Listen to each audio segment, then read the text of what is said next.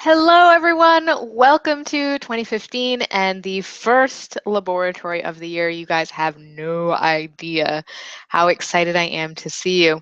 I literally have been sitting here for the last 5 minutes staring at my screen, just waiting for 12 o'clock to roll around. So I am so happy that you're here. I am so happy to be back. It's been almost 2 months. So hopefully I remember how to run a webinar. Well, we shall see. So I just wanted to say that I'm very happy to see you. And if you've never joined us for the laboratory before, you're in for a treat.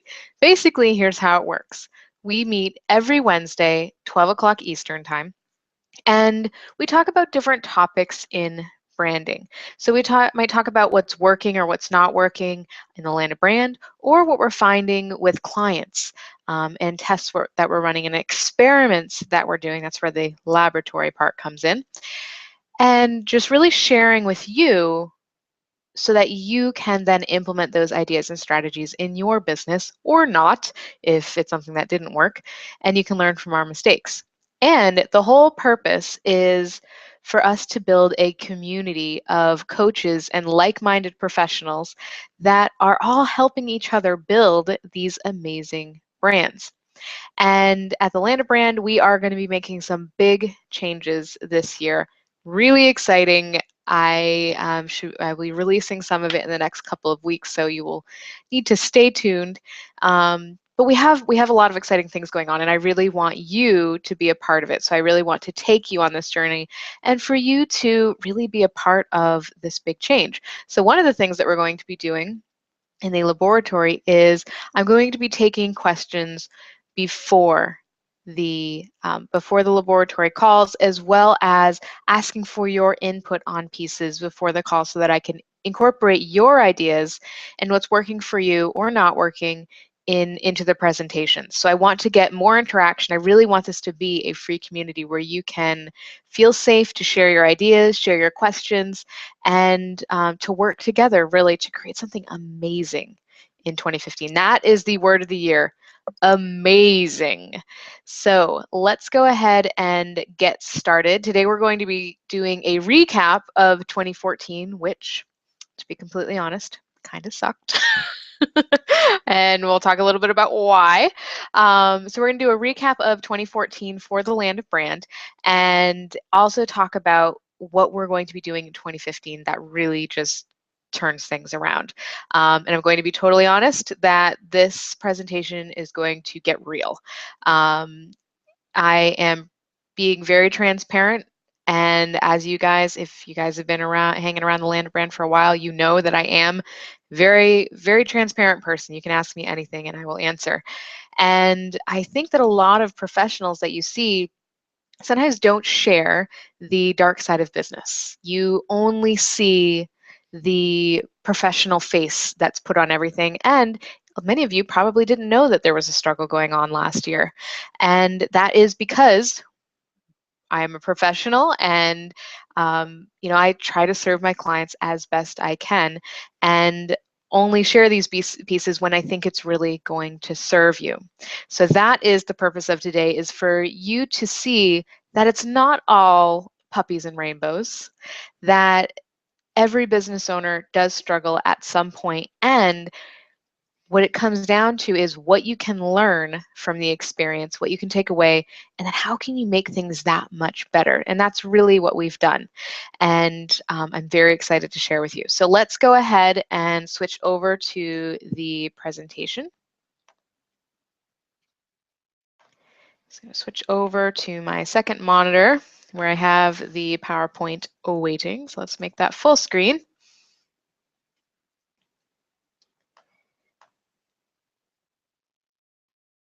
All right, and Kim says, great to see you. It's so good to see you too, Kim. I have missed you. And you know what? I've missed you all very dearly. So if you're popping in the chat, please say hello. And there is just a little bit of a delay. So the earlier you send questions, the earlier you send ideas for what you'd like to see for the Land of Brand this year, the smoother this will go. Because as I'm talking, I think you guys are about 30 seconds behind me. So when I ask a question, you're not actually going to hear it for 30 seconds and vice versa.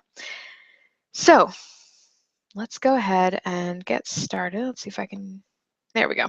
Okay, so 2014, what worked and what bombed? This is a peek behind the curtains at the Land of Brand. So let's be honest, 2014 kind of sucked from a business standpoint. I just want to make that very clear that personally, 2014 was a huge year for me. And that's kind of why it sucked from a business standpoint, because everything that happened in the last year. I had my first baby at the end of 2013. I did not get to take maternity leave, and that was by choice. I did slow things down, and I slowed things down. So at the beginning of 2014, I had at that point he was a month old in January. So I was starting a new baby, a lot of transition. A lot of things were changing, not able to work the same way or for as long as I was. So we'll talk a little bit about that. And just really just my world got turned on its head. On top of that, I moved from Pennsylvania, so I was living in Philadelphia. I moved to New Hampshire into a temporary apartment in May, and then we bought a house and I had to move again in August. So as you can see, a lot of upheaval and a lot of obstacles that we had to, I keep saying I had to overcome. That's another shift you're going to see in the Land of Brand this year, is the we is going to be more I, because I really am the primary piece of the Land of Brand. And we do have a team, but I think I hide behind the team a little bit, and that's where I'm going to be doing less of that this year. That's an intention I'm setting. You guys can hold me to it. So today we're going to talk about what I learned through this process, what worked, what didn't, and how I've already turned things around for 2015. So things are already on the upswing, good to go. And we'll talk a little bit about how you do that. How do you bounce back from these obstacles and from things that are not going so well? Because I will be totally honest in that my confidence was really shaken at probably about September, October. That was where things got really difficult, because I started to just realize that things were not working as much as I wanted them to, and had to make some real shifts. And so, how do you bounce back from kind of hitting that wall and rebounding and realizing that things have to change fast? And like I said, I had just bought a house. Things had to change fast. And how do you do that? What does that look like? So that's another thing we're going to talk about today. So the first challenge that I was facing was time. And I know that this is a big challenge for many people, especially if you're working a full-time job and trying to start your business. Or maybe you're like me and you had already reached that point of being able to quit your job and had a really successful business.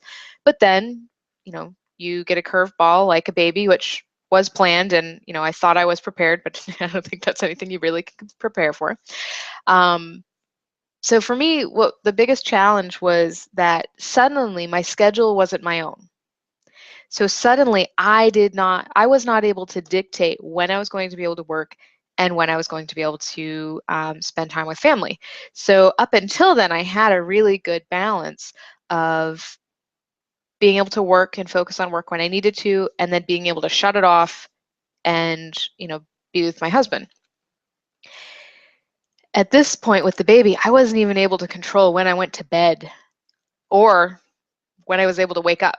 So some nights he would go to bed early and he would get up at like 4:30 in the morning. And I had to be able to adjust to that on the fly, which for me, my independence and my freedom being such a core value of mine, was very difficult internally, just to, kind of reassess my expectations every day.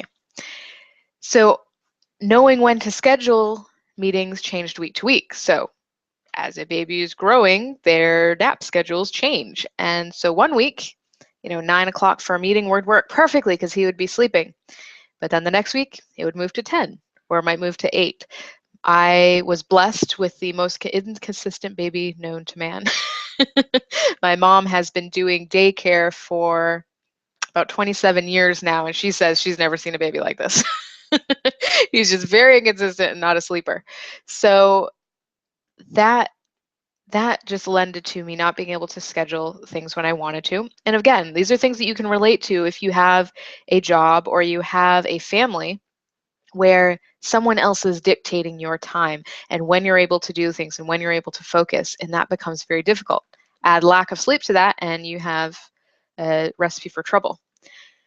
So in short, to say things were stressful was an understatement. I was in client meetings and I was just worrying that he was going to wake up and start crying, or I would be trying to get him down for a nap before a client meeting and it just wouldn't happen. And I have to say that this is just another benefit of being in business for yourself. My clients are amazing. They were so understanding. They were so helpful at offering advice and just so understanding through this process. It actually brings tears to my eyes thinking about it, because they were making it could have been so much harder. This could have been so much more difficult. So what I realized was that I couldn't work from home with a baby. So all of my expectations of creating this business where I would be able to work from home, have my baby with me, it just wasn't going to happen. And it took me a long time for me to admit that. And I think that happened, I think it was around the July mark. We had just moved, and we were moved to a place where in Philadelphia, I wouldn't have really trusted having someone come into my home and babysit. Where in New Hampshire, things are a lot different. So I felt more comfortable having someone come in and help me out for a few hours a day. But it was really hard to kind of accept that help and to accept that help and to ask for it. And that's something, again, that I think is a lesson that anyone can take away from this, is that sometimes you have to let go of these ideas or these expectations that you have and reassess the situation of where you are now and what do you need now, and how can you make that work, instead of kind of hanging on to this idea that is just, you're just going to keep hitting this wall. So that was a lesson that I learned in 2014, and I think it's really important that I wanted to share. So my solution was I got a babysitter for a few hours a week. At this point, we're already halfway through the year. So, this was July, and then from July, maybe it was June, there was like a 3-month period there where I was going from babysitter to babysitter to babysitter, because I couldn't find someone that was available for the hours that I needed. They were kind of coming and going. It wasn't that I was, super difficult in finding a babysitter, about liking someone. I actually loved all the babysitters I found. But they might, one was only off for the summer. She was a college student, and just things like that. So there was a lot of turnover. Again, just not really being in control. Finally, in August, I found this amazing woman who was watching Eben here for a while, and now he actually goes to her house for a few hours a day, so that I can do these webinars without a baby in the background, and just being really able to focus on my work so that I can shut it off when I go to pick him up at 4 o'clock. Work gets shut off, and I don't even think about it again until sometimes after he goes to bed. Usually, though, I go to bed after he goes to bed. just being honest here. While we're laying it all out, that's the truth. So challenge number 2, time. And this is a different type of challenge. But again, I think that time is one of the biggest challenges that coaches face. And sometimes it is not necessarily that they don't have enough time. It's being able to prioritize. It's being able to manage that time effectively. In this case, literally, there's not enough time. So the challenge I was facing was, okay, now I started with 15 hours a week. So for those 3 months where I was in transition, I had 15 hours a week to work with no distractions. And now I have 25 hours a week now that Eben is going to a babysitter. So the question comes up, how can I accomplish in 24 hours a week what I used to in 40 to 60 hours. So I was working my business full time. And let me just be clear, I loved every second of it. I love what I do. I love every aspect of it. It is just fun for me. So now I still had to accomplish all of those pieces in only 25 hours a week. So how could I do that? The answer was, I can't. I literally cannot. Every moment, every minute is precious to me now. So I have to really prioritize what I pay attention to and what I don't. So no more, Facebook breaks halfway through the day, or taking opportunities that are not going to pay my time back tenfold. Again, it's not all about the money, but sometimes it's, if I take this opportunity, then that means that I can't meet this deadline for a client, and the client is the priority. So things had to change. And so I realized that, the business model I had is not going to work anymore. I cannot support the number of one-on-one clients that I needed to in that amount of time. So I had to cut back on the number of clients I could take while not cutting my income. So this gave me the opportunity to really shift our business model. So what I did was I believe it was August, I decided I was going to launch a course. I was going to try out this business model. I had this idea for a course for a really long time, and so I launched Blog Marketology, and I did it pretty much by the seat of my pants. I actually hadn't even written the course before I started marketing it. I just had the outline of what it was I wanted to do. I interviewed, and maybe we'll talk about this process on a different call. But I got really clear on what it is that you guys wanted, and I used that to sell the course, and it was very successful. And that course filled up very quickly, and we were able to that actually brought me the income I needed to take me through the next couple of months, so that I could take a step back and restructure and basically start over. I've really kind of stripped away everything we had, and in 2015, Land of Brand is starting over as something even more than it was before. And I'm going to share a little bit about that in a little bit. So the solution here was that realizing you can't do in 25 hours a week what you could in 40 to 60. You have to be agile. You have to be willing to make changes. And again, let go of expectations, let go of what came before, and stop reacting and start making real change. Start figuring out what is going to work and planning for that, taking action, devoting the time, and making it happen. So this year we're going to be doing a lot more courses. One, because they're totally fun. I had so much fun doing Blog Marketology. I see Kim is on here. She was in that course, and she can attest to that. It was a lot of fun. We had a blast. I got to interact with a lot of people at once. I got to share some really interesting information, some things that you don't usually see in blogging courses. And it was an opportunity for me to really make a bigger impact with more people, while also being able to leverage my time. So there's definitely going to be more of that this year. And if you're interested in Blog Marketology, this is a side note, we are going to be doing it again in February. And like I said, it filled up very fast the first time I launched it.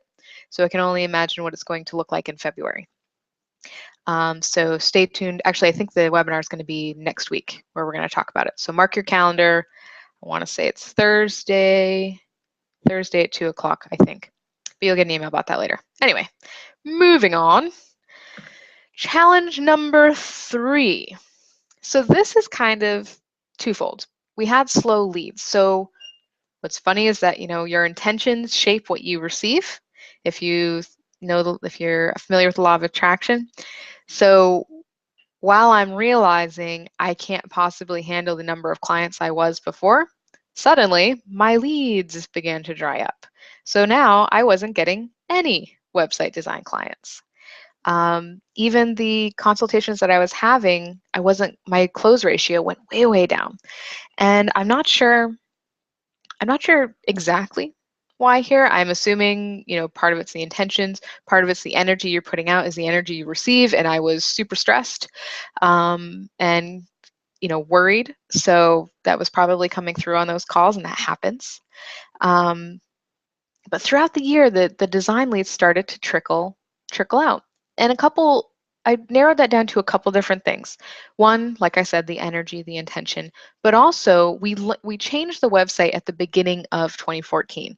So we actually overhauled it and relaunched it to kind of, we had our design for 2 years. Yeah, we just had it for 2 years. This will be year number 3. And we wanted to update and kind of get back to what was in trend at the time and da da da da da. And it didn't work. Our bounce rate went from like 40% to I think it was 75, 80. Still haven't completely fixed it yet. We changed the website design sales page. I thought it was brilliant, was not bringing in leads. And here's the kicker.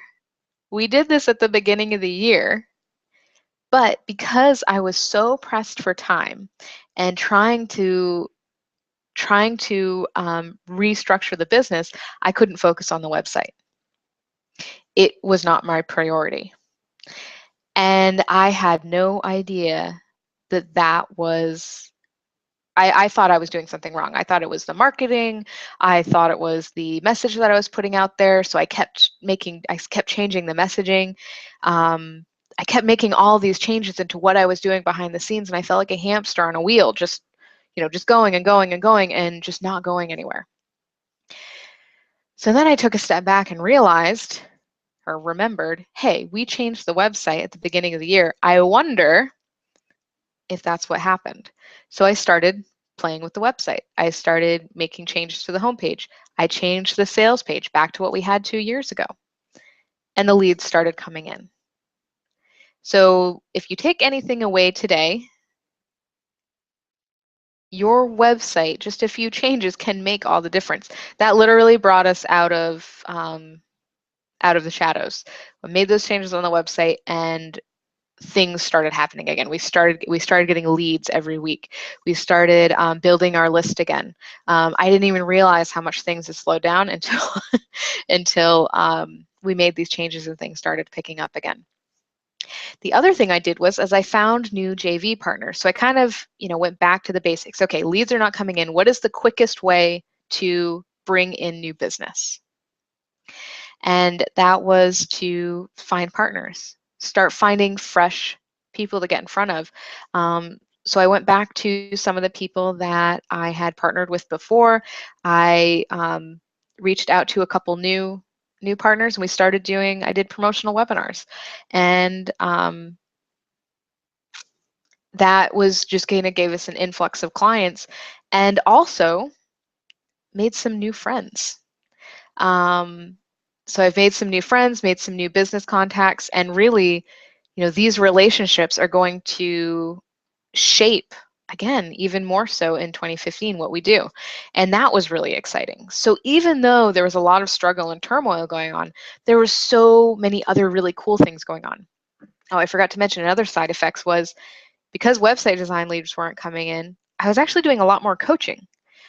Which I thought was kind of funny because I love coaching, but it's not something I've ever really advertised before. And I had a lot of people reaching out to me just for coaching. And I realized that that's something that I really want to pursue more of. I want to be able to work with people on a smaller scale than just doing an entire website. I also worked with a couple people on creating and launching products, kind of working behind the scenes and helping them manage that kind of project. And that was a lot of fun. So I got to dabble a lot last year. If you guys are hearing that, I was doing kind of the same old, and this kind of just shook everything up. And I got to try a lot of things. Got to try courses. I got to do more coaching. I got to find new partners. I got to really figure out how to fix a website when it's broken. So there's a lot of opportunity here, and I learned a lot. So here's some more good outcomes of this year of transition. So having a slow year, and I say a slow year, but really it was just, there's probably maybe 3 months that were super slow. because things, were kind of clipping along because the momentum I had created before the baby. And the slowness, I think, like I said, I think it was just the last quarter. So yeah, October, November, December. And those 3 months allowed me to take a step back and really rethink my business. And that's why I took December off. You guys noticed that, and I stopped the laboratory calls, I think, around Thanksgiving, and I took December pretty much completely off. I was working with the clients that I already had, and just took December to rethink and completely change business model. I got to sit down. I have these, I got a big pad of Post-it notes, like the really big giant ones that are 2 feet by 3 feet, and I have them hanging all over my office. And I sat down and I decided, okay, if I could do anything I wanted to, what would it be? If I could, if I could spend my time however I wanted to, what would that look like? And I brainstormed a new business based on that. Obviously, we're doing a lot of the same things, but the positioning and the why we're doing it is going to be a little bit different. And you'll see some of this on the new website that's going to be coming out probably in the next month. We actually just finalized the design last night, and it looks awesome. So in the next month or so, I'm hoping to be launching that. So I changed my business model, and you guys will be seeing that. Showed myself that I could be successful even in non-ideal circumstances. So up until this point, the Land of Brand had been pretty much cruising because of our branding, really. We were able to partner with really awesome people. Things were probably easier than for someone that was starting out and that did not have all these branding pieces in place. So all of the built-in credibility that comes along with having a really solid message and having a really solid website and that kind of thing. So I had been cruising up until this point, and this really threw me for a loop. Like I said, it shook my confidence. I started to doubt my abilities. I started to doubt whether I should even be in business. I, not gonna lie, even went on monster.com and started looking at what kind of jobs I had and realized very quickly, there is no way in hell I will ever get a job. And that was when I really made the turning point. I have to make this work. There is no plan B. And so in doing this and in kind of turning things around, I realized that I can be successful even in non-ideal circumstances. It just takes a little creativity and, again, reassessing your expectations and being agile in your business. And all of these dabbling in these experiments I ran so many experiments last year, they opened up a lot of opportunity that would not have come otherwise. So these partnerships I created, the course that I launched that was fun and we're relaunching again, the business model changes, the new branding program, the new starter website program that we're going to be launching. We've actually, behind the scenes, been sharing it with people on the phone, but we actually don't have a place for it on the website, but we have an option for website designs that are, or for getting a starter website for coaches that are just starting out. And none of these things would have come about without this transition, without having to get creative to make things work. And I think if you look at challenges as an opportunity like that, you can make really awesome things happen and grow your business to something that you would not have thought possible otherwise, or not even thought possible, but may not even have thought of otherwise. So what worked? So if we take a step back and kind of look at this story, what worked? So being able to take an objective look at your business and think instead of reacting, even if it meant just taking a financial hit for a short period. Like I said, I took December off. I did not pay myself in November or December. And what I did was I took that money that I would have paid myself and I reinvested it in the business. So I kind of saved up and used that money to make more money, basically, if that's how you want to look at it. So being able to think ahead, plan, instead of just reacting, makes a huge difference. Launching a new program will bring you fresh ideas and inspiration. It allowed me to test out a new business model and decided I really liked it. And also, it increased my confidence in teaching courses. I realized that I can teach courses. It is so easy for me. The blog Marketology, it was 7 weeks long. I think it was supposed to be 6 weeks. We added a week, so it was 7 weeks. And it only took me maybe an hour to write each week. So I was spending about 2 hours a week on it. And you think about return on time, 2 hours a week for almost 3 months of income that I was, getting before. That's awesome. And it's so much fun. So definitely we're going to be doing more of that. Finding JV partners, by far the quickest way to get a fast return for your efforts. So I know it's very tempting to kind of hide behind content marketing and maybe even social media and putting information out there and hoping someone finds it. But if you can find partners in your industry that will get you in front of your audience, things go so much faster. It's a great way to just get a quick influx of clients and to test out some of these things. Plus, it's fun. I have found by reaching out to partners that we're all in the same boat. We're all looking to meet people. We all are looking for visibility. We're all looking for these relationships, these masterminding, being able to, ask questions of people, those kinds of things. We're looking for business friends.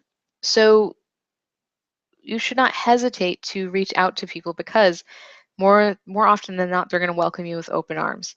And when you create those kind of relationships, your business becomes a lot more fun. And then the last but not least, what worked was investing in the right places. So investing in,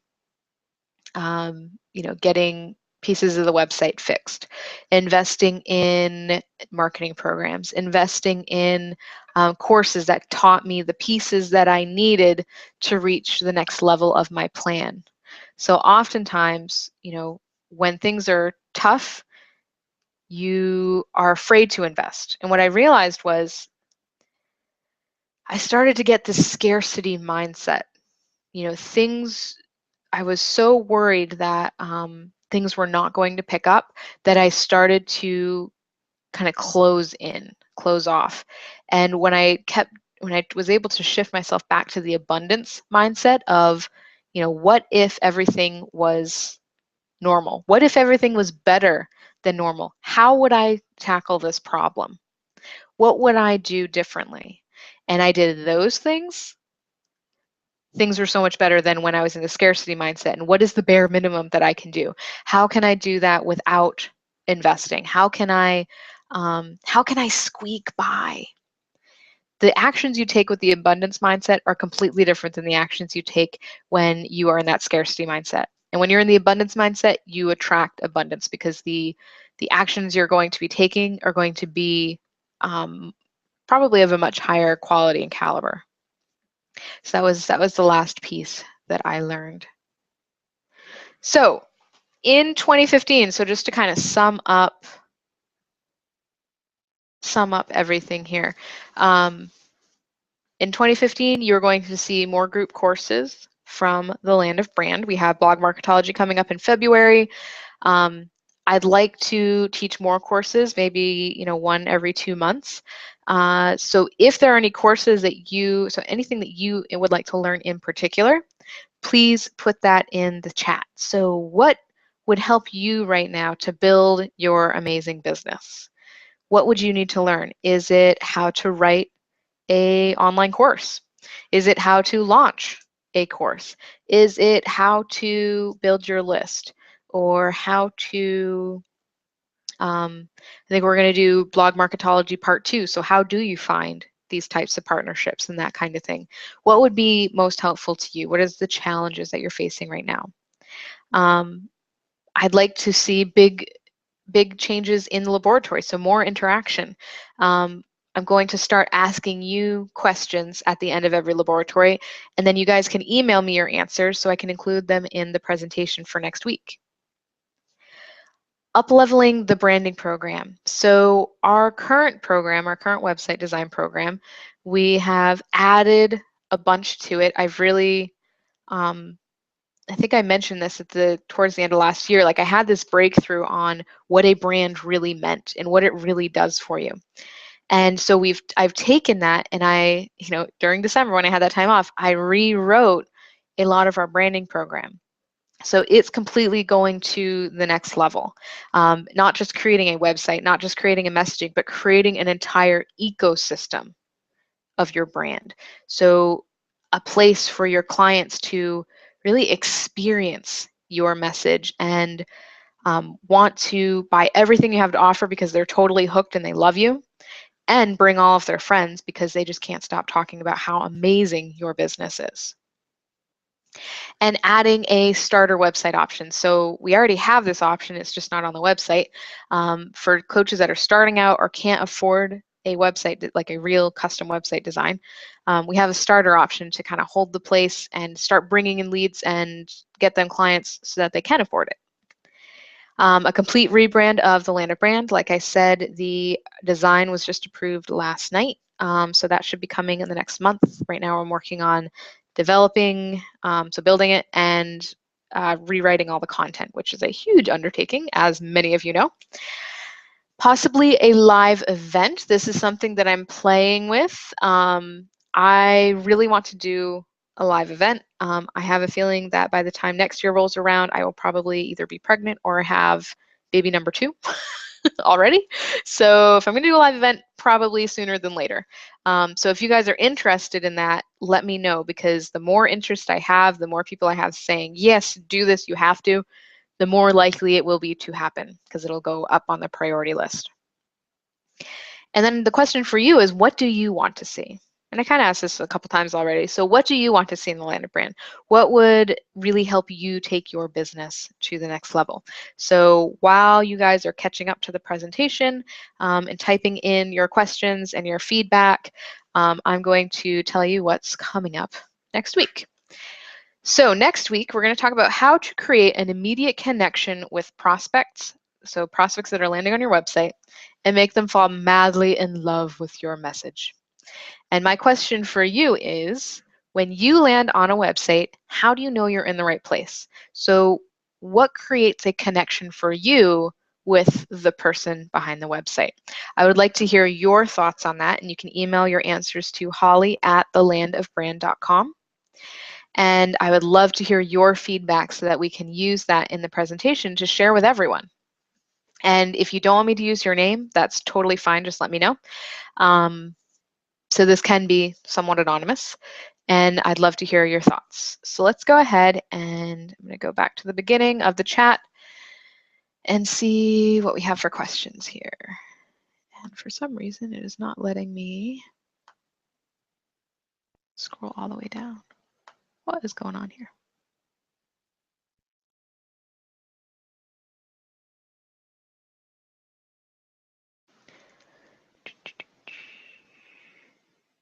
All right, Kim says blog marketology was awesome. It was so helpful. And it's the best blogging course she's taken. Plus, it was a lot of fun. Awesome. Deborah says, was the changes SEO changes? Actually, no. Well, yes and no. So this is a really good question, Deborah. I am not I don't really worry too much about SEO because I think search engine optimization is kind of a moving target.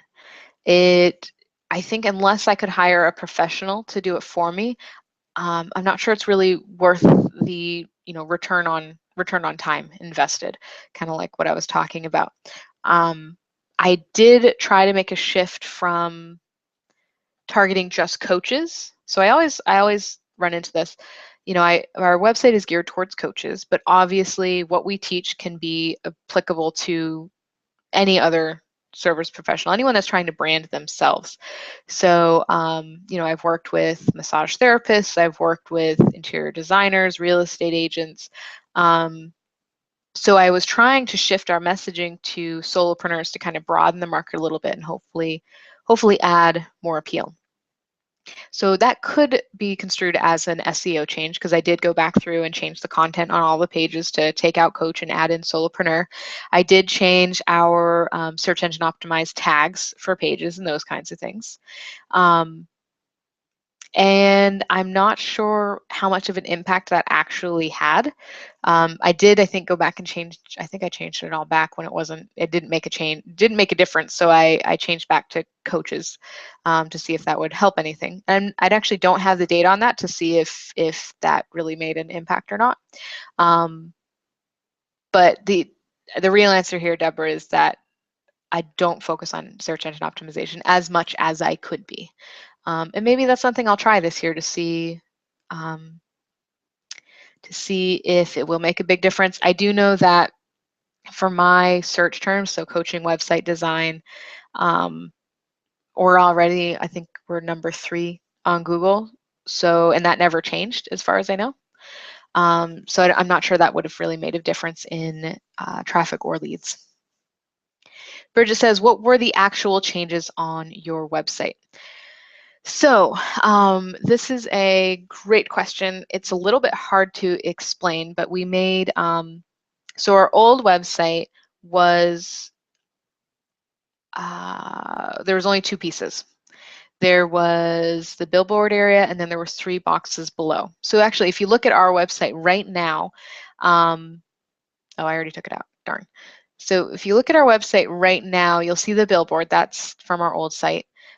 We had changed that to a really open area with a button, and we had planes flying by. Like, it was really cool. But what we found was that people weren't clicking on the button. So maybe here's what we'll do, Bridget. Maybe we'll do a after I launch the new site and we get some data on that, maybe I'll show you guys the difference between our 3 website designs and what worked and what didn't work. I think that would make a lot more sense, because me trying to describe it to you without actually showing you what I'm talking about would be very difficult, especially if you have not seen all 3. So, but major changes were to the opt-in area. We tried changing our opt-in offer, and not anyone was opting in for it, so we changed it back. Another change was the sales page for the website design program. I had to switch that back to the one we had 2 years ago. And just changes like that. Basically, I tried making improvements. They didn't work, so I went back to what was working, because what I found was things were really working very well before. You know, a 5% conversion on a home page is good, and I think we were at like 13% with the old page. So I didn't realize that. Otherwise, I probably would not have made changes. So Bridget, thank you for that question, because I'm going to write this down as a future laboratory topic. Looking at websites and what works. I'm just writing down as I'm talking, and what doesn't. That way I don't forget. I'm someone that has to write everything down. Kim says, been there on the scarcity mindset. I think we all have, especially when we're starting out on that shoestring budget and you don't even know what abundance feels like because you haven't gotten any clients yet. It's important to notice when you're getting into that space, because it does make such a huge difference on the decisions you're making, how you're presenting yourself, the energy you're putting out there. And when you can recognize it and shift it, it will totally change your business. Deborah says, what was the first thing that you did physically that started to shift you along with the mental shift? Ooh, good question. So what did I do physically? So I think for me, the physical part was getting all of these Post-it notes and physically, like, not sitting at my computer, not sitting, usually I write in a notebook. I have a notebook that I carry around with me for ideas, and kind of getting out of the normal what I do and just allowing myself to be messy. So with these giant Post-it notes, it really allowed me to use a lot of space, to be standing up, to be writing as if I was writing on the wall. Like, it just, I probably looked like some mad artist in here with Post-it notes all over the place and just writing things. And now what I have is, and maybe, again, maybe this will do something like this. So something I didn't mention that I really want to do is like a group coaching program where we meet. We do a VIP day where we set your goals and then we work together on implementation over the next couple months. That is like my biggest goal for the year. I really want to do this. But again, I just need enough people interested to make it worth the effort it would take to launch. So what I have right in front of me right now, and I'm looking at it, is I have a giant post-it note that has my goals. So my sales goals for the quarter, so this is only the first 90 days, sales goals for the quarter, my marketing goals for the quarter, and my projects for the quarter. So what projects do I have to get done in the next 90 days in order to move me toward that goal? And then I also have I have 3 more post-it notes that are devoted to those big picture projects and breaking down what needs to be done in each of them. So that way I can have it in front of me at all times on the wall of my office. I can look up and say, okay, this is the priority this week, I'm gonna work on this. Or if yesterday I had 2 clients cancel meetings, so that gave me 2 hours. So I sat down and before the day even started, I said, okay, I have 2 extra hours. What can I accomplish in those 2 hours that are going to move me forward on these projects? So I think the physicality of having everything in front of you, changing, from sitting to standing, those kinds of things can help you make that mental shift. And Kim says, how to write an online course, where to host it, and how to launch it. Good questions, Kim. So that is for course ideas. And here's where the subtlety comes in with writing courses. In order to write a course, you need to have taught the material before or have done it enough times that you can really systematize it. So that is probably the trickiest part of how I would teach a course on writing a course. So that is something I will have to think about because there's so many different ways you can go about it. So Kim, if you, knowing you, I think I know kind of where you would head, so I can try to gear it towards that. Good suggestion. Lisa says, yes, all of those ideas sound great. So I'll have to look at the replay and see what I actually said. And Deborah says, that would be awesome. Thank you for giving us the visual to see what you did. Good. All right, and I don't see any other questions or comments coming in. So thank you all for coming back to the laboratory. I know how it is. You get out of the routine, especially, I mean, it's been 2 months. You get out of the routine of coming to these calls every week. I am committed to doing them again. Actually, towards the end of last year, I wasn't sure I was going to pick it up again. So this is good. It's good to get back into the routine. What I realized was taking a break from doing the laboratory calls, I started to have so many ideas for things I wanted to share with you that it literally was no longer an option not to do them. Because again, that time investment, the laboratory takes, again, 2 hours of that 25 hours that I get, it takes 2 hours of that time. So when you start looking at it from that perspective, suddenly these laboratory calls are a lot more valuable. So I just wanted to say that I literally missed you guys so much. I had so much that I wanted to share with you that I had to do them again. So I appreciate you taking the time to be here. And I wanted to let you know that I am totally committed to you. Wednesdays, 12 o'clock Eastern time, if you can put it on your calendar now. And I really want to see more interaction from you guys. I want to make sure that these are serving you the most. And I just have a couple more comments coming in and then we will wrap up. So Lisa says, I would be interested in learning about rebranding or brand transition. I have a business that has outgrown its name. Ooh, I like that. Outgrown its name and brand. That's actually something that I'm writing, which is your message bigger than your brand? And that is something that a lot of people run into. So I appreciate you bringing that up, Lisa. I'd love to learn about how to name my business and products. Great suggestions. I'm going to write all of these down.